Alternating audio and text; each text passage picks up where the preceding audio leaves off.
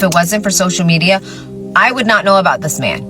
The leader of Burkina Faso, which is a small nation in Africa, small nation but has a lot of natural resources, has been exploited for centuries by France, by the United States, by imperialism. Okay? And he is a leader that overthrew a corrupt government.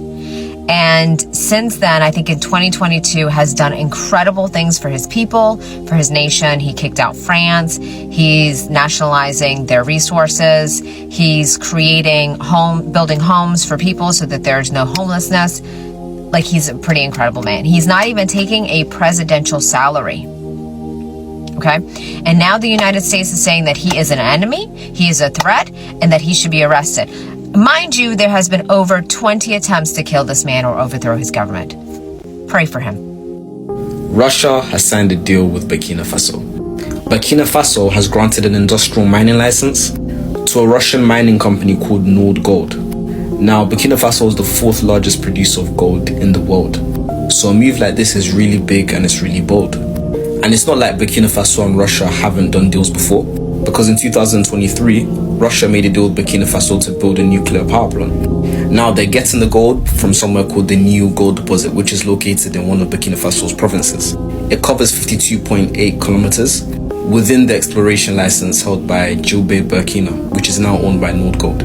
And Gilbert Burkina will hold an 85% stake, and the government of Burkina Faso will retain the remaining 15%.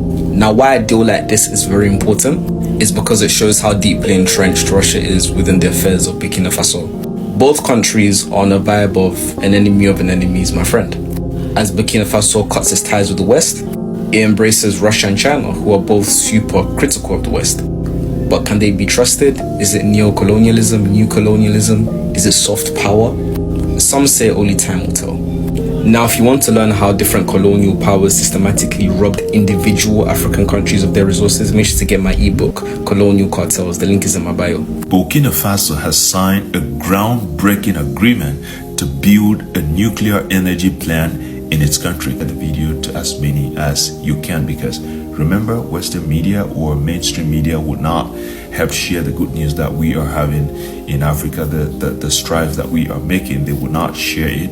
All they want to do is talk evil about our leaders, especially those who are trying to promote Africa, who are trying to do better, right? So we have this opportunity. Just support by sharing to 1 or 2 people so that we would continue to promote this together, right? Not everyone can do this, but you can support by sharing, you can support by dropping your comments, liking, so that the analytics would push the video to as many as possible as well. So guys, let's come back to what we were talking about. The Minister of Mines and Energy, under the directives of the leadership of Captain IBRAHIM Traoore, has signed an agreement with a Russian nuclear energy agency called Rosatom. And this agreement is to build a peaceful nuclear energy plant in Burkina Faso. I'm insisting on a peaceful nuclear energy plant because it has nothing to do with other nuclear plants that other countries are building. So the purpose is to build this nuclear plant in Burkina Faso, which will completely change everything in their economy. And just to let you know, the CEO of Rosatom is Alexei Likashev. He is the CEO of the nuclear agency that would, together with the government, build this nuclear plant in Burkina Faso. And so, just so we can understand, Africa has just one country so far that has a nuclear energy, and that is South Africa. And currently, as we speak, the second country that is on a project right now as we are speaking is Egypt. Egypt is also building their own nuclear energy to also step up their electricity issues and sustainability, right? So Burkina Faso is the third country in Africa that would also own a nuclear energy. So the company is saying that if everything goes well, this is going to take within 5 years, and this nuclear plant would be built in Burkina Faso. So we are expecting in the shortest time possible to see Burkina Faso being a nuclear energy country. That is a wonderful and amazing and a great step again that Captain IBRAHIM Traore is taking. And again, we would say shout out to him. He is a talk and do president. He is not one of these our African presidents who would say it today and after 5 years, 10 years, 20 years, nothing is done. So kudos to you, Mr. President. We totally support and we would keep promoting and supporting all these initiatives that you have for the people of Burkina Faso and Africa at large. So let's look at why this project is very important for Burkina Faso. Currently, Burkina Faso barely has 25% electricity coverage in the entire country, which means that a greater part of Burkina Faso doesn't have electricity at all, and there are some parts of Burkina Faso that is having unstable electricity. So if they succeed to achieve this project, that is going to step up and stabilize their energy sector and foster a great deal of investors who will be trooping into Burkina Faso to set up economic activities, and that would create an economic boom in Burkina Faso. So it is a very important project for Burkina Faso. So the next step is, after the signing of this agreement, there's just one step left. Captain IBRAHIM Traore and his government are barely waiting for Rosatom to come up with the technical and financial proposal. After that, the government is going to scrutinize it, and then they would have final conversations to seal the deal, and they immediately start work. So that is the only thing that is pending right now, and it's going to happen very, very soon.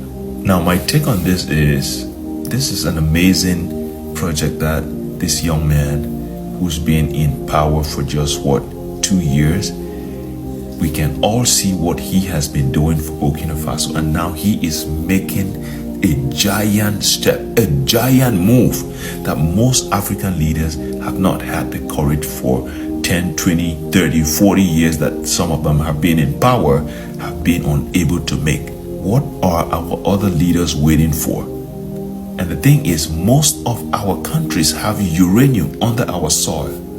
This is crazy. So our leaders, we are calling on you, our dear presidents of all the 54 countries in Africa. We want to have stable electricity.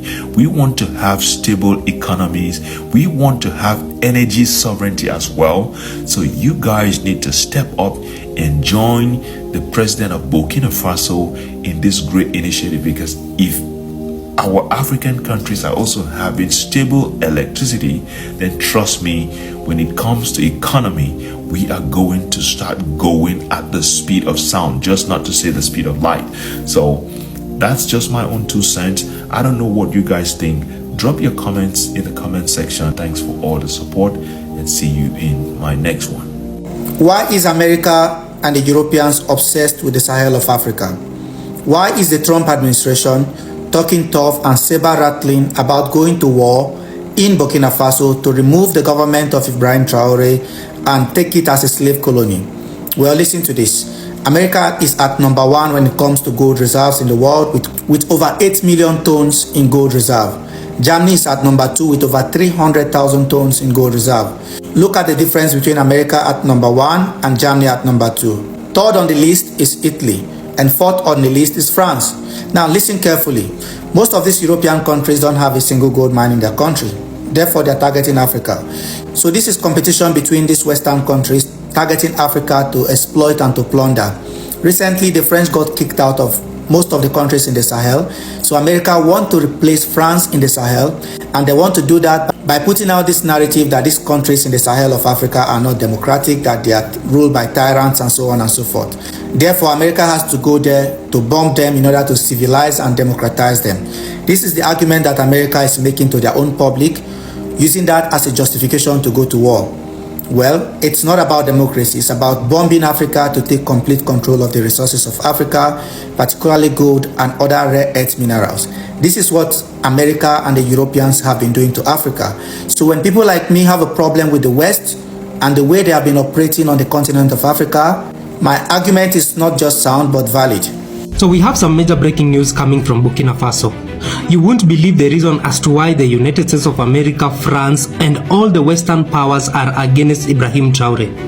This is because Ibrahim Traore wants to unite Africa, wants to make Africa one continent which can control everything, including the trade and the mineral resources. And let me tell you, if this happens, it means it will be the end of Western powers, because they are going to be chased out of Congo, they are going to be chased out of West Africa and all the countries, and all the countries in the West will be very, very poor.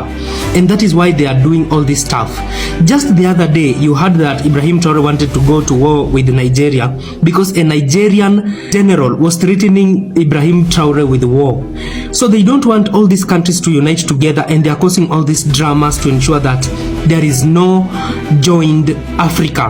But let me tell you, we here will educate Africans on the importance of being one country known as the United States of Africa. For the longest time, we have been told that we don't have the capacity to lead worlds, but it was one of the biggest fictions that they told us.